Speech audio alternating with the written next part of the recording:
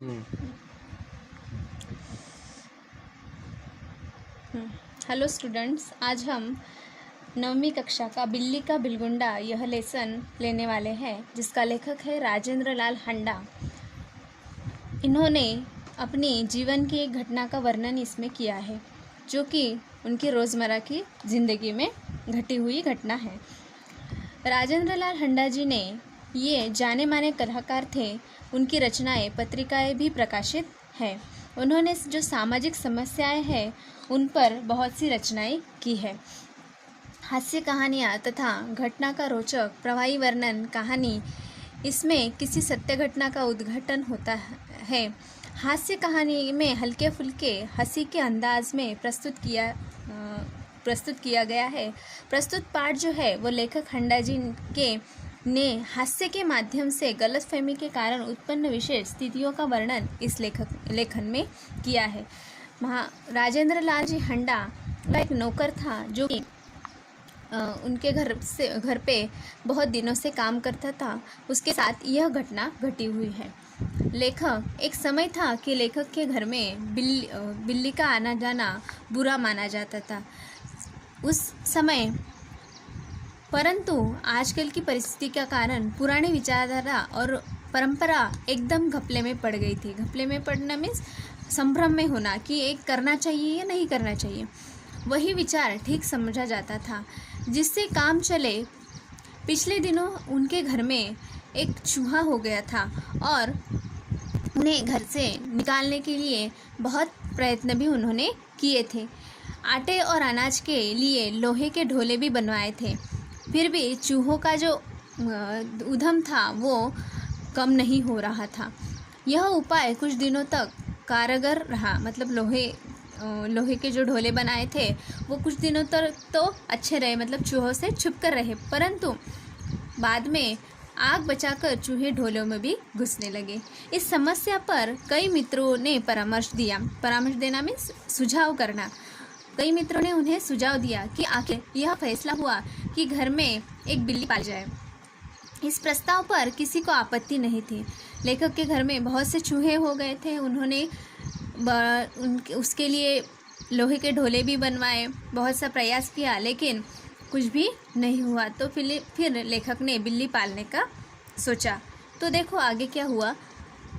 चुनांचे एक बिल्ली लाई गई। चुनांचे नाम का ये है गांव एरिया है, वहाँ से एक बिल्ली लाई गई। उसकी खूब खातिर होने लगी। कभी बच्चे दूध पिलाते, कभी रोटी खिलाते। अभी छोटी थी बिल्ली तो बच्चों को मज़ा आ रहा था। उन्होंने उनको रोटी खिलाई, उसे खाना खिलाने लगे। उसने विधिपूर्वक चूहों का सफाया कर दिया। विधिपूर्वक में जैसे उसे करना चाहिए वैसे। देखते ही देखते चूहे घर से गायब हो गए। सब लोग बड़े खुश हुए। बिल्ली प्रायः सब लोगों की थाली से झुटन ही खाती, इसीलिए इसका कोई खर्च भी नहीं था। मतलब जब तक डेली वो क्या करती थी, हर रोज़ प्राय मीन्स हर रोज़ क्या करती थी, थाली में का ही झुटन खाती थी, तो इसका खर्च भी नहीं था।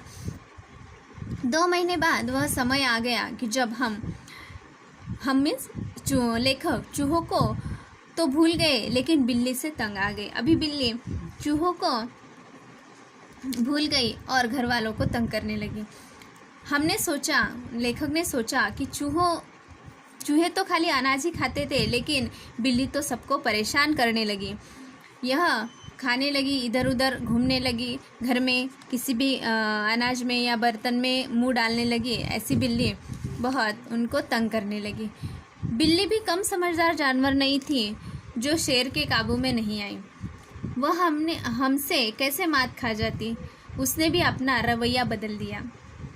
हमारे आगे पीछे फिरने की बजाय वह रसोई के आसपास दुबक कर बैठने लगी। मतलब जो लेखक के आगे पीछे या घर वालों के आगे पीछे घूमने वाली जो बिल्ली थी, वो आजकल क्या करने लगी, रसोई में दुबक कर बैठने लगी। और जब मौका मिलता वो क्या करती, कुछ खाने का सोचती और खाती।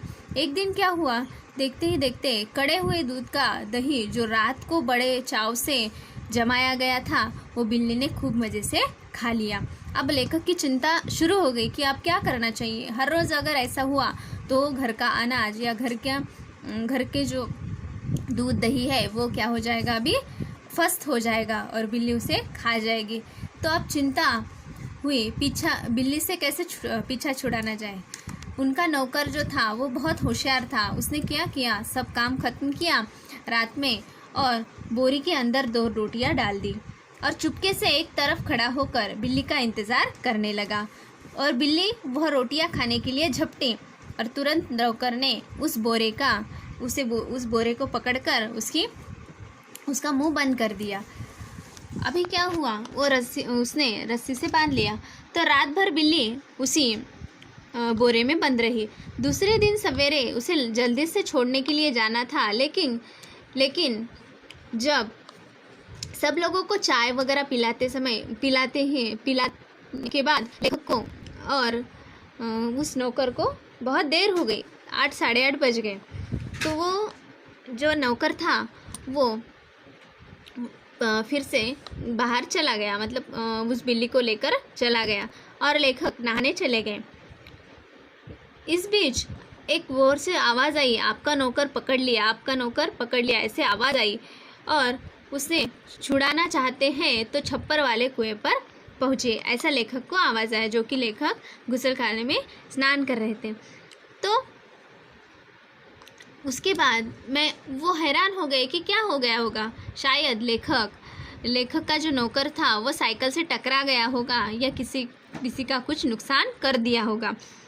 तो लेखक रही आदमी इकट्ठे होने की बात, तो दिल्ली में यह मुश्किल बात नहीं थी और करोल बाग में तो नहीं, जहाँ सैकड़ों आदमी को पता नहीं कि वे किधर जा रहे हैं और क्या कर रहे हैं। खैर उधर जा ही रहे थे कि रास्ते में खाली बोरी लटकाए अमरू आता हुआ दिखाई दिया।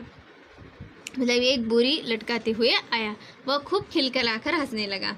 तो नौकर ने, अमरू ने वो सब जो बातें थी वहाँ की, जो घटी हुई बातें थी, वो लेखक को बताना शुरू कर दिया।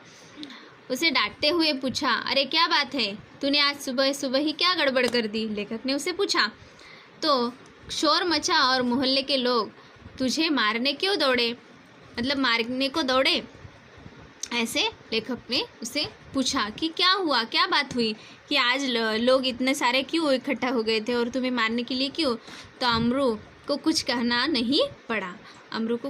ही नहीं पड़ा। उसके पीछे जो आदमी आ रहे थे उन्हें सारा मामला बता दिया कि अमरू के कंधे पर बोली लटकाते हुए लेखक बिल्ली को बाहर छोड़ने वो जा रहा था। तब क्या हुआ कि एक आदमी को उसके ऊपर शक हुआ और वो आदमी उसके पीछे पीछे जा पहुंचा। उसके बाद कुछ और आदमी उसके पीछे पीछे जाने लगे। देखते ही देखते 50 आदमी इकट्ठे हो गए और उसके पीछे जाने लगे। जिसका काम बच्चे पे घेर लो इस आदमी को, ऐसे बोलने लगे, क्योंकि उस बोरी में से कुछ आवाज़ें आने लगी और हिलने की भी वो बिल्ली हिल रही थी। इसीलिए उन लोगों को लगा कि इसमें बच्चा ही है और बोले कि ये पकड़ लो इस बच्चा चोर को। जगह से पुलिस थाना भी बहुत दूर नहीं था, उस जगह से पुलिस थाना भी दूर नहीं था। इसीलिए क्या हो गया कि वो जो एक आदमी था वो पुलिस थाने में चला गया और जो थानेदार तो वो लोग उसे घेर कर खड़े हुए और बोले कि इस बदमाश को चुपचाप नहीं जाने देना, इसे मार कर ही दम लेना है, इसे मारना ही है। ऐसे बच्चों को कोई उठा नहीं ले जा सकते। गजब नहीं है कि भरे मोहल्ले से बच्चा उठा लेना। ऐसे 1-2 आदमी ऐसे बोलने लगे कि नहीं, मैं इस आदमी को मारूंगा, इसको पुलिस के हवाले मत करो। देवनगर से तो कई उठाए जा चुके हैं। आप बाद में इसके साथ चाहे जो करिए। मतलब जो लोग थे वो सब बोलने लगे कि चाहे जो कर लीजिए बाद में, लेकिन अभी तो इस आदमी को हमारे हवाले कर दीजिए। उन दिनों दिल्ली में बड़ी सनसनी फैली हुई थी। नगर के सभी भागों के बच्चे उठाए जाने की खबरें आने लगी। स्कूलों में से बच्चे उठाए जाने लगे से, गलियों में से और नगर पालिका में से, बहुत से ऐसे ठिकानों से बच्चे उठाए जाने लगे थे और बच्चों का खेलना कूदना भी अभी बंद हो चुका था और वातावरण में सनसनी और तनाव भी था। इसीलिए सब लोगों को लगा कि ये भी बच्चा चोर है। अगर थानेदार और पुलिस का सिपाही वहाँ न होते तो अब तक अमरू पर भीड़ टूट पड़ी होती। अगर जो लोग उसे बचाने नहीं आते तो थानेदार ने उसे बचाया नहीं होता तो सब लोग उसे मारने को दौड़ते और सब लोग उसे क्वेश्चन पूछने लगे कि क्या हुआ, बच्चा कहाँ है, किसका बच्चा है, ऐसे बोलकर उसे परेशान करने लगे। लेकिन थानेदार ने कुछ लोगों को समझाया और धमकी दी कि तुम लोग आवाज़ बंद करो, दबी आवाज़। और थानेदार ने उसे पूछा कि ये बच्चा किसका है, कहाँ से लाया है। तो उसने नौकर बोला, दबे आवाज़ में बोला कि मैं तो एक भले घर का नौकर हूँ, रोटी चौका करके अपने पेट पालता हूँ। वो भी हंसने लगा कि अभी उसे लगा कि थानेदार अभी उसे मार लेगा या थाने में भेज देगा। तो वो नौकर घबरा गया और दबे आवाज़ में बना, मैं तो एक नौकर हूँ।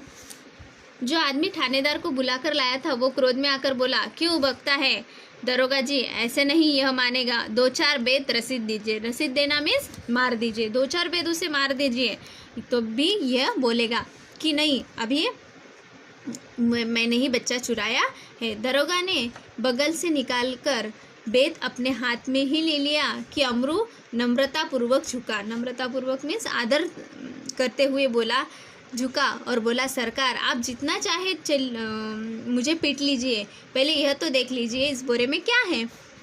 हुक्म हो तो चलिए थाने चलिए। यद्यपि थानेदार इस बात पर राजी हो गए। कि थानेदार थोड़ा समझदार था और लोग बहुत उसे पीटने का ही सोच रहे थे। लेकिन थानेदार बोला कि ठीक है चलो। लोग चिल्ला उठे, हरगिज़ नहीं, ऐसा कभी नहीं होगा, हम सब इस आदमी को बदमाशी के गवाह हैं, मामला कभी दबने नहीं देंगे।